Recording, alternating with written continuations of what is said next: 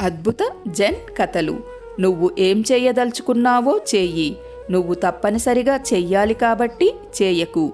తరచుగా మన అలవాట్లు మన నిర్ణయాలను రూపొందిస్తాయి, ఇష్టాలను రూపుదిద్దుతాయి. మనం ఒక విషయం తెలుసుకోలేము. మన వైఫల్యం ఎక్కడుందంటే మన అలవాట్లు మన గతంతో మనల్ని బంధిస్తాయి. దానివల్ల వర్తమాన పరిధిలో జీవితం మనకు ఇచ్చే అనుకూలాల నుండి, బహుమతుల నుండి మన అలవాట్లు మనల్ని దూరం చేస్తాయి. కానీ జీవితం క్షణం క్షణం తాజాగా ఉంటుంది. ఇప్పుడు ఇక్కడ ఈ క్షణంలోనే అద్భుతమైన మార్పులు చోటు చేసుకుంటూ ఉంటాయి. కాబట్టి వర్తమానంలోని రహస్యాన్ని, ఇంద్రజాలాన్ని అనుభవానికి తెచ్చుకోవాలనుకుంటే అలవాటు పడిన మార్గాలను, అంటే ఇలాగే ఉండాలి, ఇలా ఉండకూడదు అన్న ధోరణిని వదిలి జీవితం ఎలా వస్తే అలా స్వీకరించాలి.